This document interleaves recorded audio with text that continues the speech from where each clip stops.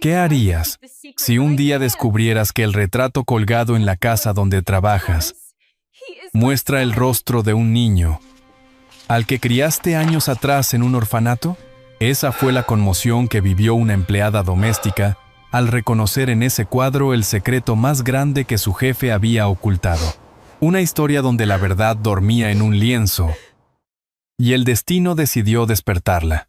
Y antes de seguir, permíteme desearte salud y paz. Dime, ¿desde qué país y a qué hora estás viendo esta historia? Madrid, otoño. El aire tenía ese tono dorado que suaviza las fachadas antiguas del barrio de Salamanca, donde cada ventana parece guardar un secreto.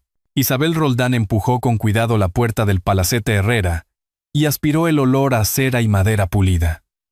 Su primer día como empleada doméstica la hacía sentir pequeña en medio de tanta elegancia. Ajustó su delantal blanco y, en silencio, comenzó a quitar el polvo de los marcos dorados del salón principal. Todo en aquella casa hablaba de otro tiempo. Los retratos familiares, la chimenea de mármol, las lámparas de cristal que devolvían una luz temblorosa.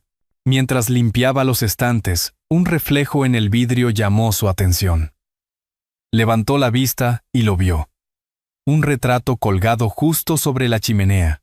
Era el rostro de un niño de unos 5 años, con un jersey azul y cuello blanco, el cabello castaño claro, y unos ojos azules tan vivos que parecían mirarla.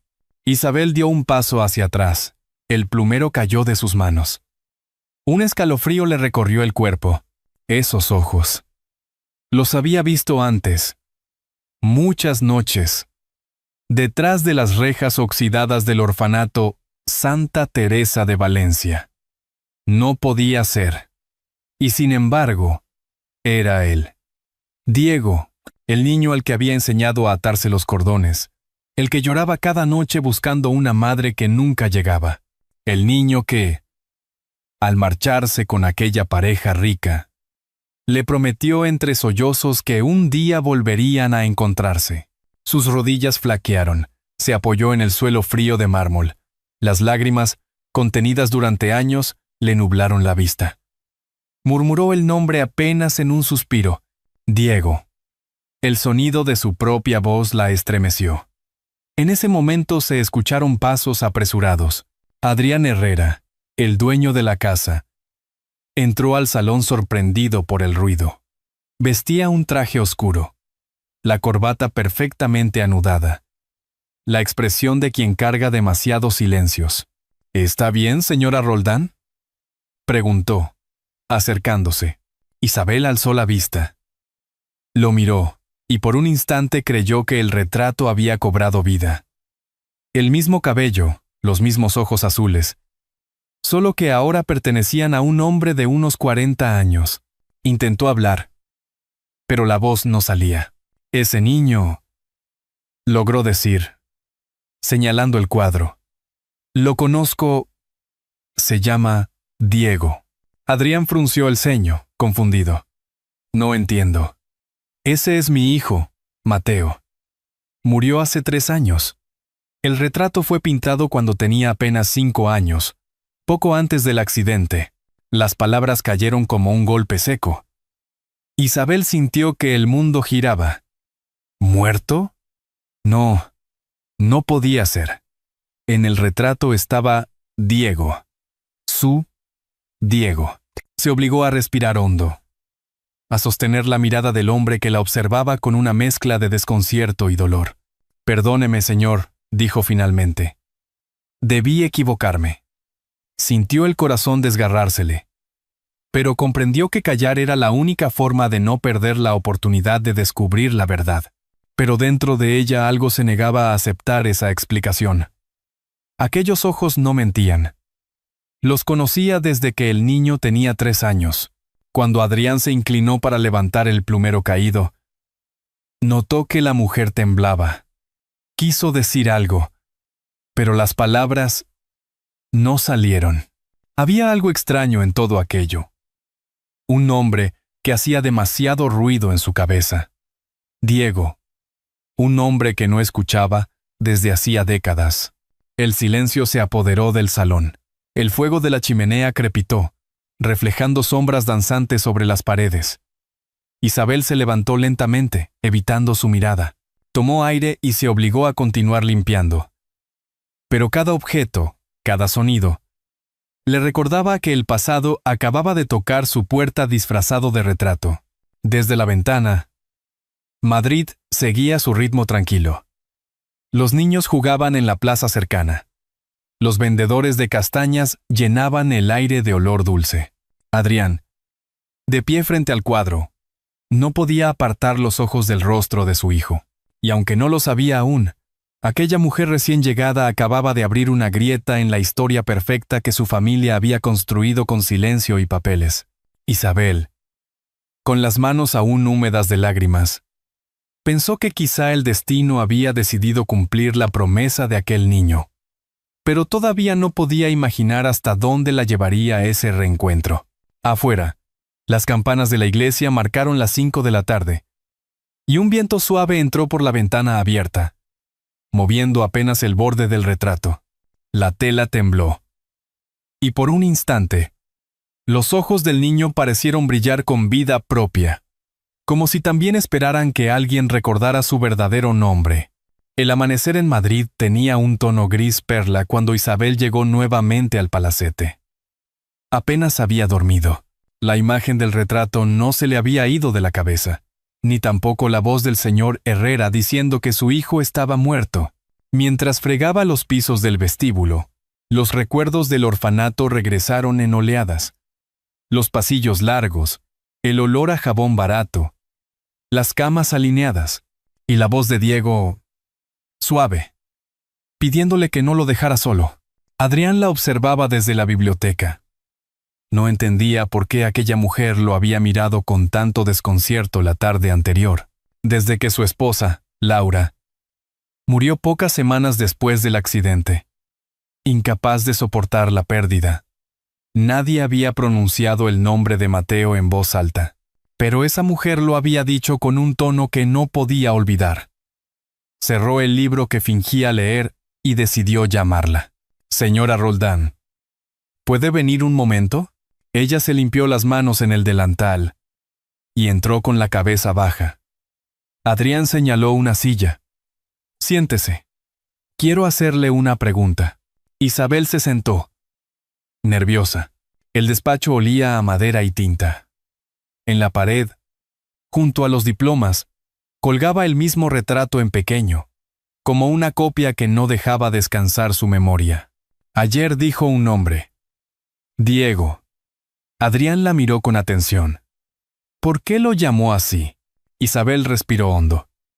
Porque así se llamaba el niño que crié en el orfanato Santa Teresa. Tenía su misma edad, sus mismos ojos. El silencio se estiró.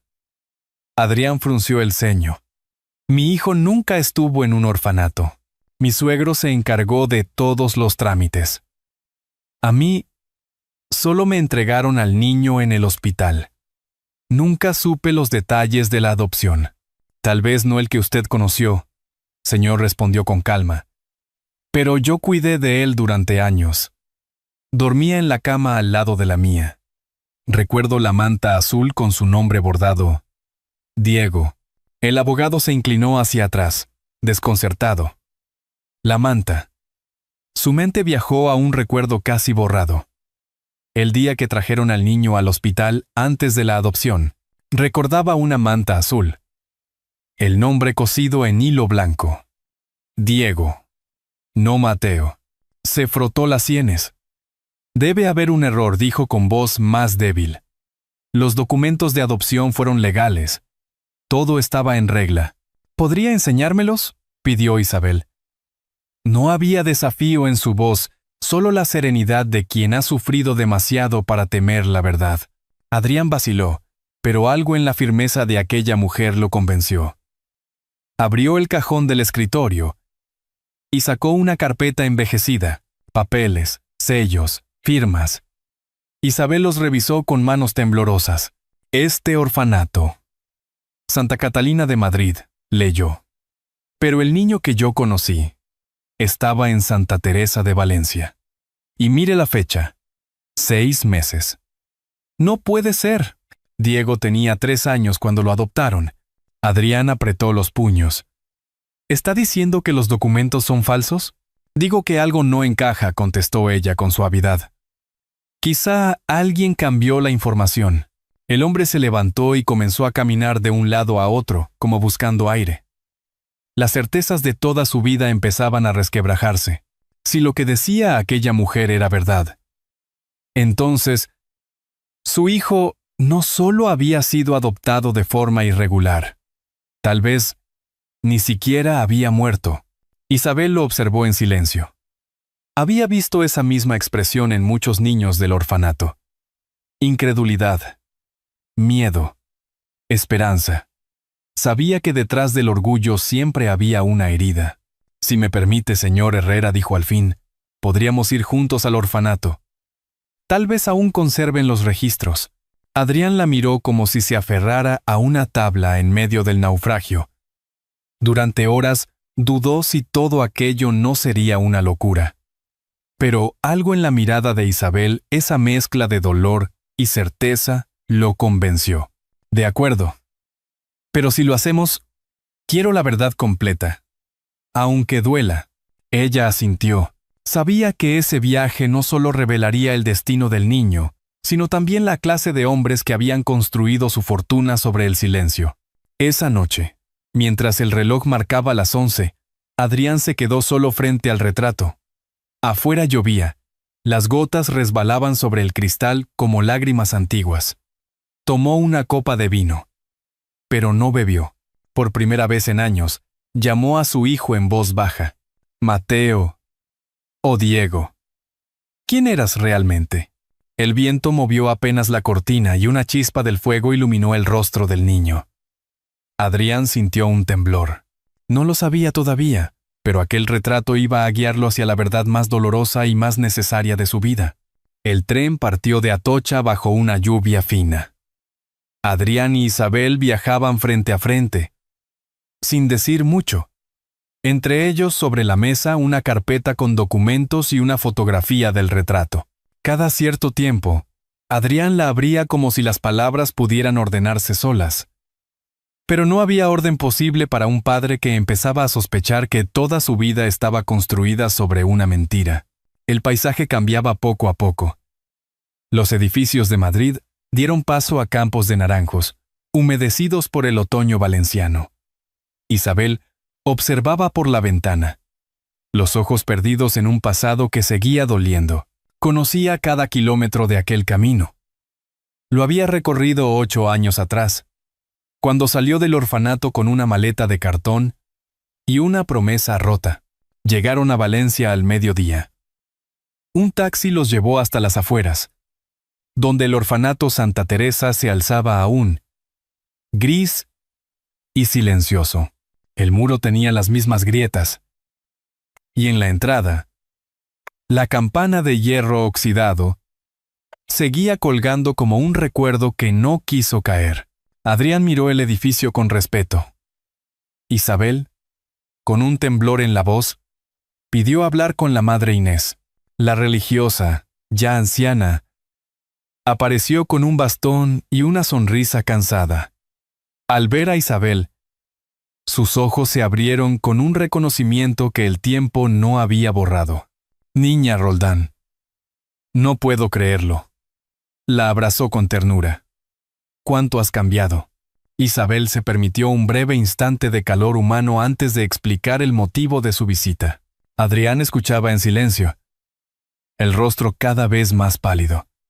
La monja frunció el ceño y los condujo hasta una pequeña oficina donde reposaban los archivos antiguos. El olor a papel húmedo llenó la habitación. La madre Inés pasó los dedos por los lomos de las carpetas hasta encontrar una con la etiqueta 1990 y uno, adopciones. La abrió lentamente. Los nombres, escritos con tinta azul, parecían murmurar historias olvidadas. Aquí está, dijo ella, Diego, 8 años. Adoptado por familia Herrera. Andery. Adrián se inclinó, incrédulo. ¿Herrera? Pero en mis documentos figura Santa Catalina y un niño de 6 meses. Eso no puede ser un error administrativo, respondió la madre Inés. Aquí está la firma del abogado García, de Madrid. Isabel reconoció el nombre. Era el mismo que figuraba en los papeles de la familia de la señora Laura, la esposa fallecida de Adrián. Lo miró con preocupación. La monja siguió leyendo y encontró una nota al margen. Trámite urgente. Pago adicional recibido. Ordre superior. El silencio cayó pesado.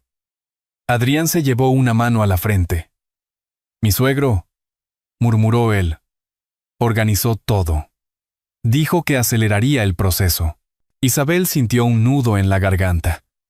Señor Herrera, su hijo fue comprado. Pero usted no lo sabía. Él asintió. Los ojos vidriosos. Y si fue comprado, también pudieron haberlo borrado de los registros. Incluso fingir su muerte. La madre Inés, con voz temblorosa, añadió. Nunca recibimos un certificado de defunción. Legalmente, ese niño sigue bajo nuestra tutela. Adrián se levantó tan de golpe que la silla cayó. Necesitaba aire. Salió al patio del orfanato y respiró profundamente. El sol del mediodía brillaba entre las nubes, pero a él le parecía una luz cruel. Isabel lo siguió despacio. Lo siento, dijo ella. No quería abrir una herida. Solo buscar la verdad. Adrián la miró. Derrotado. Tal vez la verdad es lo único que puede salvarme. Ay. En ese momento un grupo de niños pasó corriendo junto a ellos, riendo, con los uniformes azules iguales a los que Diego había usado. Isabel los observó con lágrimas contenidas. Él era como ellos, susurró, solo que nunca tuvo la suerte de quedarse aquí. Adrián cerró los ojos. No. Tuvo algo mejor, dijo en voz baja. Tuvo a alguien que lo quiso de verdad. Ella lo miró sorprendida, sin responder. El tren de regreso los esperaba, pero ninguno deseaba volver. Sabían que el viaje siguiente no sería por recuerdos, sino por justicia.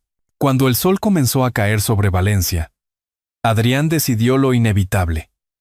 Iría hasta el fondo. Y si Diego seguía vivo, lo encontraría, aunque tuviera que enfrentarse a los fantasmas de su propia familia. El regreso a Madrid fue un viaje silencioso.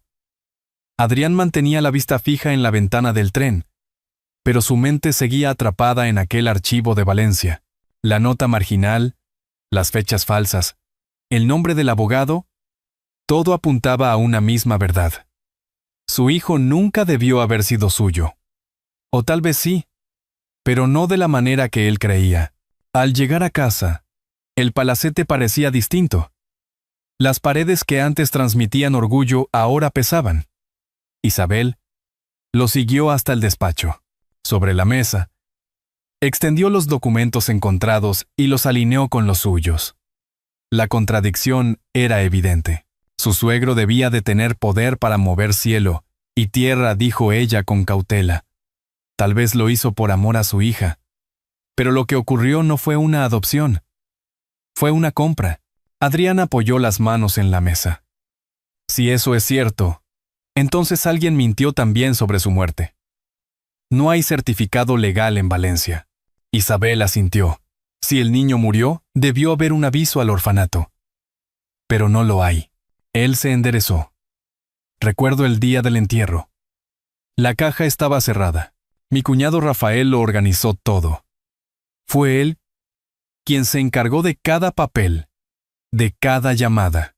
El nombre de Rafael flotó entre ellos como una sombra. Isabel se sentó despacio. ¿Cree que tuvo algo que ver? No lo sé, respondió Adrián. Pero tenía motivos. Si mi hijo no hubiera muerto, la herencia de mi esposa habría pasado a él, no a mí. La idea se clavó como un cuchillo.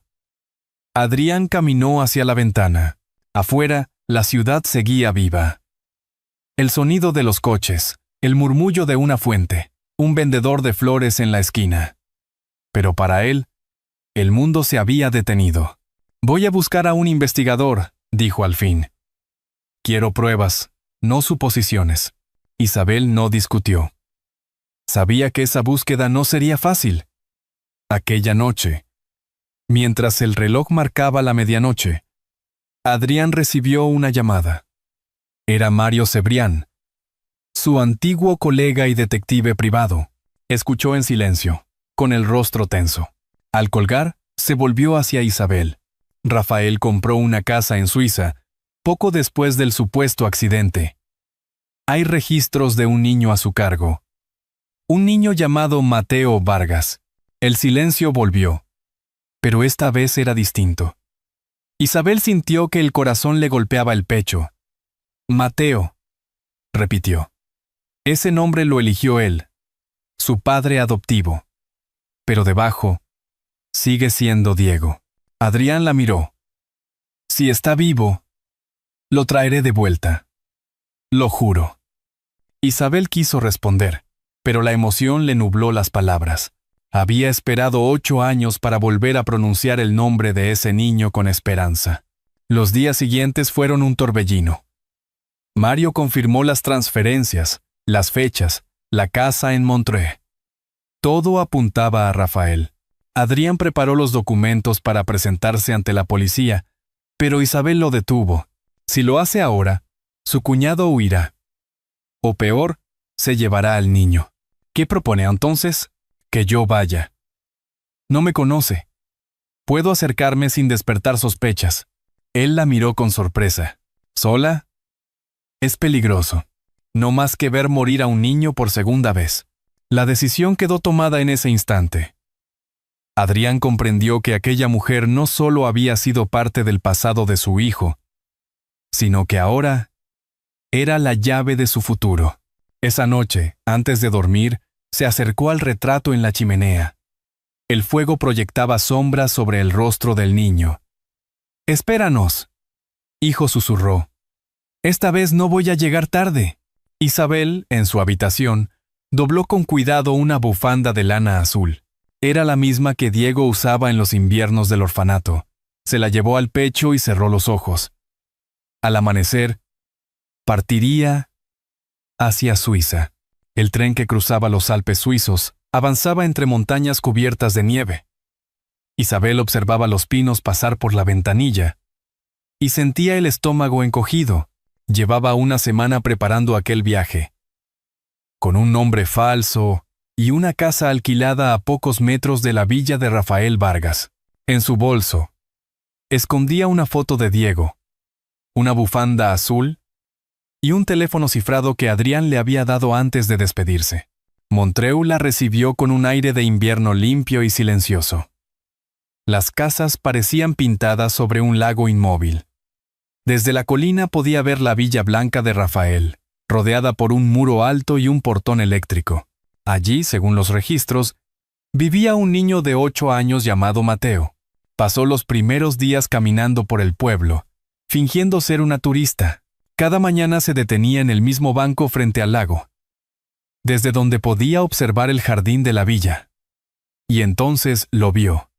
El niño jugaba solo, lanzando una pelota que apenas rebotaba en el suelo helado. Era más alto, más delgado, pero esos ojos azules, 3 años mayor que en el retrato. Isabel se llevó una mano a la boca. Era Diego. Lo siguió con la mirada durante horas.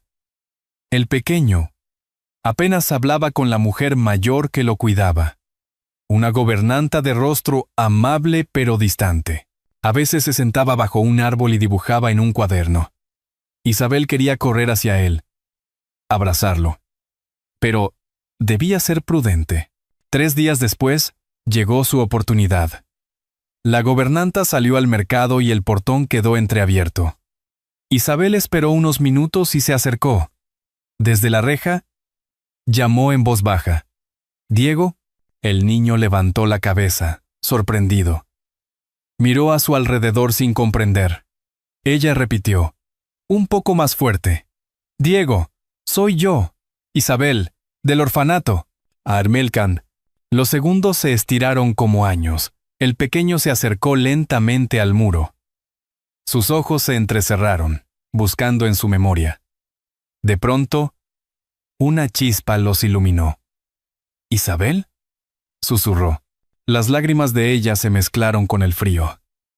Sí, mi vida. He venido a buscarte. Tu padre está vivo. Te ama. Y te está esperando. El niño retrocedió un paso, confundido. Mi tío dice que mi papá murió. Dice que nadie me quería. Te mintió. Diego, respondió ella con voz temblorosa. Tu padre te ha buscado todos estos años. Vamos a sacarte de aquí. Pero necesito que confíes en mí. El pequeño asintió despacio. Por primera vez, en su rostro apareció un destello de esperanza. Pero un sonido lo sobresaltó. El motor de un coche, acercándose por el camino de grava. Rafael había regresado antes de lo previsto. Vete, susurró Diego. Si te ve, se enfadará. Isabel se apartó del muro y se escondió entre los pinos. Desde allí, vio cómo Rafael descendía del coche, alto, elegante, con una sonrisa ensayada. Saludó a su sobrino con una mano y entró en la casa. El niño volvió a jugar, fingiendo normalidad, pero sus movimientos eran lentos, tristes. Esa noche Isabel llamó a Adrián desde su pequeña casa junto al lago. Lo vi, dijo con voz quebrada. Está vivo. Pero tiene miedo. Resiste unos días, le pidió él. Ya tengo las pruebas. La Interpol prepara la orden de arresto. Maelamat. Ella colgó y se quedó mirando la luna sobre el agua. El viento soplaba entre los árboles, trayendo el eco lejano del lago. En su pecho, la bufanda azul olía a infancia y a promesa cumplida. Sabía que el amanecer siguiente podría cambiarlo todo. Pero por primera vez en mucho tiempo, sintió que el destino se había puesto de su lado. La mañana de la redada amaneció gris, con una niebla espesa cubriendo el lago Lehmann. Isabel apenas había dormido. Desde su ventana veía la villa de Rafael a lo lejos, envuelta en silencio. El sonido del motor de los coches policiales rompió la calma poco antes de las 6. En cuestión de segundos, el camino de grava se llenó de luces azules y voces que hablaban en francés y en español. Adrián estaba allí, bajando del vehículo principal, con el rostro pálido pero firme. Rafael intentó escapar por la puerta trasera con una maleta llena de billetes y documentos, pero no llegó lejos. 2 agentes lo redujeron antes de que alcanzara el coche. No saben con quién se están metiendo, gritó, mientras lo esposaban. Adrián lo observó sin una palabra. El peso de los años de engaño y dolor caía al fin sobre quien los había causado. Dentro de la casa, un oficial llamó a Isabel. Ella subió las escaleras con el corazón latiendo con fuerza. En la habitación del fondo, un niño estaba sentado sobre la cama, con los ojos muy abiertos. «¿Mateo?», susurró ella. Él levantó la cabeza. Durante un segundo, el tiempo se detuvo. Isabel dio un paso adelante. «Soy yo, Isabel, del orfanato. Y este es tu padre». Adrián se arrodilló frente a su hijo. Las palabras no salían. Solo pudo tomarle el rostro entre las manos. «Hijo mío», dijo finalmente. «Perdóname. No estuve cuando más me necesitabas. Pero ahora estoy aquí». El niño lo miró en silencio, estudiando sus rasgos, como si buscara una verdad en aquel rostro desconocido. «¿Eres mi papá?», sí, susurró Adrián, con lágrimas contenidas. «Y nunca más voy a dejarte solo». Mateo tembló y de pronto se lanzó a sus brazos. El abrazo fue largo, desesperado. Un nudo que unió los años perdidos. Isabel se quedó en el umbral, observando la escena con lágrimas que no intentó ocultar. Había cumplido su promesa. Horas después, en la estación de policía, Rafael firmaba su declaración. Lo acusaron de secuestro, fraude y falsificación. No mostró arrepentimiento, solo orgullo herido. Cuando Adrián pasó junto a él, Rafael murmuró: Deberías darme las gracias. Le di una vida mejor que la tuya. Adrián lo miró. Tranquilo. Le diste una jaula. Yo voy a devolverle el cielo. Esa tarde, el sol finalmente rompió la niebla sobre Montreux. Isabel, Adrián y Mateo regresaron al hotel junto al lago. El niño dormía en el sofá, aferrado a la bufanda azul. Adrián lo cubrió con una manta y se volvió hacia Isabel. No sé cómo agradecerte, Camiñé. Ella sonrió con tristeza. No hace falta. Solo prométeme que esta vez cuidarás de él. Te lo prometo, respondió él. Isabel bajó la mirada. No soy parte de su sangre. La familia no siempre lo es, dijo Adrián. A veces está hecha de quienes se negaron a olvidar. 2 años después, el Palacete de Madrid volvió a tener risas en sus pasillos. En la chimenea, junto al retrato antiguo, colgaba uno nuevo. Adrián, Isabel y Mateo, sonriendo. La bufanda azul descansaba sobre el marco, como un lazo que unía todas las vidas que el destino había separado. Por las tardes, cuando el sol se filtraba por las cortinas, Isabel solía sentarse junto al fuego y mirar el retrato. Ya no veía un niño perdido, sino uno encontrado. Y comprendía que el amor, cuando es verdadero, no conoce muros, ni documentos, ni distancias. Solo espera, paciente, hasta que alguien tiene el valor de volver a casa.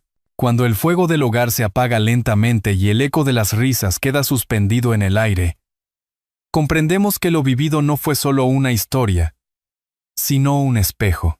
Tal vez también usted, que escucha esta narración, haya sentido alguna vez el peso de un error o la ausencia de alguien que marcó su vida. Si esta historia tocó su corazón, escriba el número 1 en los comentarios. Si cree que algo podría mejorarse, pulse el 0. Lo importante es que la conversación siga viva, como una llama compartida, en cada gesto de Adrián, en la paciencia de Isabel y en los ojos de aquel niño que volvió a sonreír, se encierra una verdad sencilla.